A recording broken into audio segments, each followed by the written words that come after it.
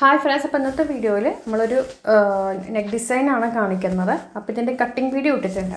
അപ്പോൾ കുർത്തിക്കൊക്കെ ചെയ്യാൻ പറ്റുന്നൊരു ഇതാണ്. ലൈനിങ് മെറ്റീരിയൽ വെച്ചിട്ട് നമുക്ക് നെക്ക് ചെയ്യാൻ പറ്റും. നെക്കും കട്ട് ചെയ്തിട്ടുണ്ട്, സെയിം അളവിൽ തന്നെ ലൈനിങ്ങും കട്ട് ചെയ്തെടുത്തിട്ടുണ്ട്.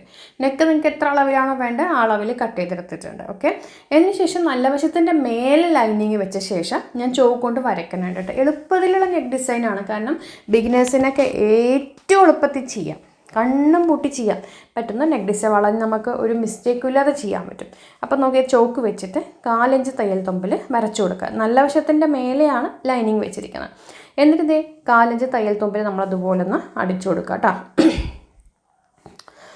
നോക്കിയിട്ട് ഇത് ഇതുപോലെ അങ്ങ് അടിച്ചു. ഫ്രണ്ട് നെക്കും ബാക്ക് നെക്ക് ഇതുപോലത്തെ ചെയ്യാം. കാരണം നമ്മളിപ്പോൾ ലൈനിങ് വെക്കുമ്പോൾ ഫ്രണ്ടിലും മാത്രമല്ലല്ലോ, ബാക്കിലും വെക്കുമല്ലോ.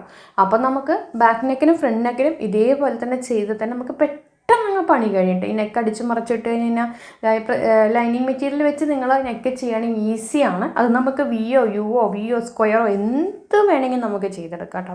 അപ്പോൾ അതേ ഞാൻ അതൊന്ന് ചെയ്തെടുക്കുന്നതാണ്. ഇപ്പോൾ നെക്ക് തയ്ക്കാൻ അറിയില്ല അല്ലെങ്കിൽ ശരിയാവുന്നില്ല പറയുന്നവർക്കൊക്കെ ഇത് നിങ്ങൾക്ക് ചെയ്യാവുന്നതാണ് കേട്ടോ. സിമ്പിൾ എല്ലാം അറിയുന്നവർക്കൊക്കെ ഇത് സിമ്പിളാണ്. പക്ഷേ അറിയാത്തവരും പുതുതായിട്ട് വെട്ടിപ്പടിക്കുന്നവരും അത്യാവശ്യം കട്ടിങ്ങൊക്കെ അറിയാവുന്നവർക്ക് ഇതൊരു ഉപകാരമുള്ള വീഡിയോ ആണ്. അതുകൊണ്ട് ഷെയർ ചെയ്യാൻ മറക്കരുത്. അപ്പോൾ അതേ ഞാൻ ഒപ്പം വെച്ച് ഇങ്ങനെ അടിച്ചെടുത്തു കേട്ടോ. എന്നിട്ട് നമ്മൾ പഠിച്ച അവിടെ തയ്ച്ചല്ലോ, തയ്യൽ തുമ്പിൽ ചുറ്റും ഒന്ന് കട്ട് ചെയ്ത് കൊടുക്കാം. തയ്യൽ തുമ്പിൽ കട്ട് ചെയ്യാന്ന് പറയുമ്പോൾ അവസാനം തയ്യലിൽ കട്ട് ചെയ്ത് പോകരുത്. തയ്യൽ തുമ്പിൽ കട്ട് ചെയ്തെടുക്കാം. ബാക്ക് പീസിനും ഇതുപോലെ തന്നെ നമ്മൾ ചെയ്തെടുക്കാം. അതായത് ലൈനിങ് നല്ല വശത്ത് വെച്ചിട്ട് ഉള്ളിലോട്ട് മറച്ചിട്ടിട്ട് രണ്ടും ഫ്രണ്ടും ബാക്കും ഇതേപോലെ നമ്മൾ ചെയ്ത ശേഷം ഷോൾഡർ കൂട്ടിയെടുത്തിട്ട് ഷോൾഡർ ജോയിൻ ചെയ്യുക, പിന്നെ സ്ലീവ് അടിക്കുക, അത്രയേ ഉള്ളൂ.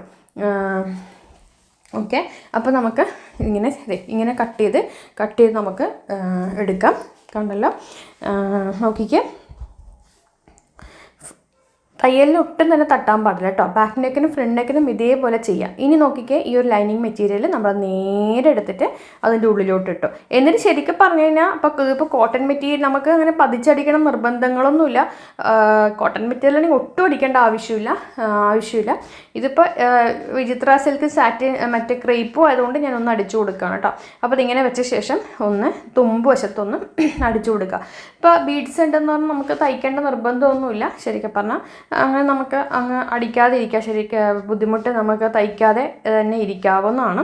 അപ്പോൾ അതേ നോക്കിക്കേ, ഞാനിത് ഇതുപോലെ ഒന്ന് എഡ്ജ് അടിച്ചു കൊടുക്കണ്ട കേട്ടോ. അപ്പോൾ ബാക്ക് നെക്കും ഇതുപോലെ ചെയ്യുക. അതിനുശേഷം കുർത്തിയുടെ ഫ്രണ്ട് ഭാഗവും കുർത്തിയുടെ ബാക്ക് ഭാഗം കൂടി ഷോൾഡർ ജോയിൻ ചെയ്യുക. പിന്നെ സ്ലീവ് അടിക്കുക, ബോഡി കൂട്ടി അടിക്കുക. നൈറ്റിക്ക് നമ്മളിങ്ങനെ ചെയ്യാറില്ല.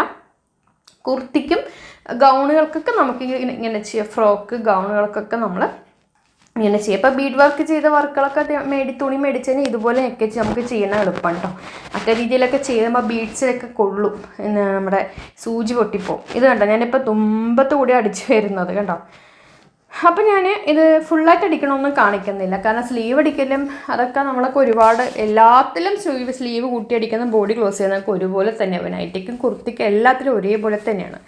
അപ്പോൾ ഇത് റെഡി ആയിട്ടുണ്ട്, കണ്ടല്ലോ. ഇനി അതിൻ്റെ ഷോൾഡറിൻ്റെ ഭാഗത്ത് 2 അടിയൊന്ന് കൊടുക്കാം. കാരണം ലൈനിങ് മെറ്റീരിയൽ ഒന്ന് നന്നായിട്ട് നിൽക്കാനായിട്ട് കണ്ടോ, കറക്റ്റ് ഷോൾഡറിൻ്റെ ഭാഗം ഒന്ന് ജസ്റ്റ് ഒന്ന് പിടിച്ചിട്ട് ഒന്ന് ഇതുപോലെ വെച്ചിട്ടൊന്ന് അടിച്ചു കൊടുക്കാം.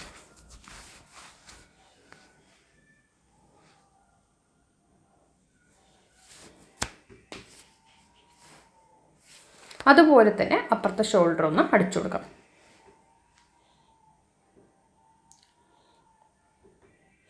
അപ്പോൾ ഇതേ നമ്മൾ എല്ലാം ചെയ്തെടുത്തു കേട്ടോ. പിന്നെ ബാക്കിയുള്ളതൊന്നും ഞാൻ കാണിച്ചില്ല.